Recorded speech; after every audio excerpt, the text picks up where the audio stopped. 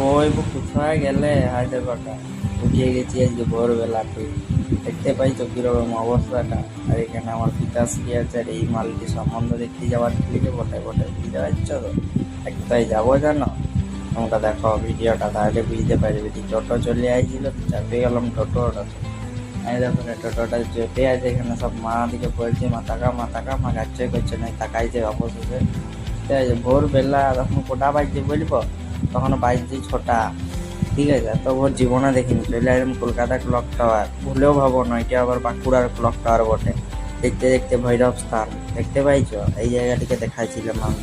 এই জায়গাটিতে গেলে প্রণাম করে করে যাই বাবা, কি দরকার না, মা আছে সঙ্গে আমাদের। ঠিক আছে, যাই হোক দেখতে দেখতে স্টেশনকে চলে গেলাম, সেখানে পৌঁছাই গেছি।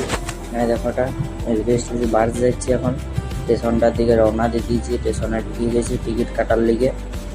এখানে সব আছে, মারা সব দাঁড়িয়ে আছে এখানে টিকিটটা কাটে।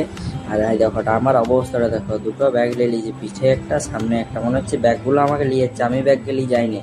দিয়ে যে পৌঁছালাম এখানে, মায়ের একটা ছবি দিয়ে দিলাম হালকা করে। যাই হোক স্টেশনটা চলে গেলাম, দিয়ে দেখতে পাই যে মা আর আমি এখানে আছি এখন স্টেশনটা এখানকে। এই দেখোটা এখানে একটা বাঁকুড়া স্টেশনে দাঁড়ায় আছি, ট্রেন আসে না এখন তেমনি। দিয়ে দিয়েছে 7টা 41 বাজছে এখন, 7টা 41-এর দিকে। এখনো ব্যাপার ট্রেনের কোনো দেখা সাক্ষাৎ নাই, কোনো কিছু নয়। দেখতে দেখতে আজ কটা ট্রেনটা চলে এলো। এই ট্রেনটি চলে এসেছে, দিয়ে গেছে এখন ট্রেন থেকে চাপে পড়লাম খুব করে। টিপে পরে সিটতে পাইনি, তো ঠেলাঠেলি করে কোনো রকমভাবে বসছিলাম বটে, বুঝতে পারছো। দিয়ে একটু ফাঁকা দিয়ে শুয়ে দিলাম স্টেশনে, উপরটায় ফাঁকা পাইছি শুয়ে দিয়েছি। হ্যাঁ, পরে সিটে আরামসে ঘুমাতে ঘুমাতে চলে গেলাম, পৌঁছায় গেলাম এখানটা আমাদের মেন ডেস্টিনেশন। ঠিক আছে, আমাদের এটাই বলে, কি বলে জায়গাটার নামটা আবার, সেই একটা জায়গার নাম বটে পাঁশকুড়া। ঠিক আছে, যাই হোক এখানে অপেক্ষা করছি, ট্রেনের দেখা নেই সাক্ষাৎ নেই কিছু নয়।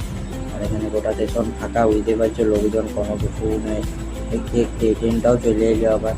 এই দেখোটা আসছে ট্রেনটি, খুব সুন্দরভাবে আস্তে আস্তে টুকটুক করে আসছে।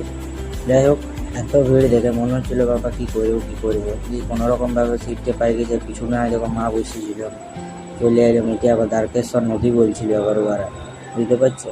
যে পৌঁছায় গেলাম এখানকে, আমাদের যে মেন ডেস্টিনেশন ওখানে পৌঁছায় গেছি এখন। বাবাও আছে ওখানকে, কী করবো বুঝতে পারছো না। আস্তে দিয়ে হাঁটছিলাম, আস্তে করে বাবা পিছনে পিছনে আসছিল। ঘরে পৌঁছায় গেলাম, বুঝলে। আজকের মতো এইখানেই, আসছি আবার কালকে। ভালো থাকবে, সুস্থ থাকবে, মনে রাখবে। Tata, bye bye.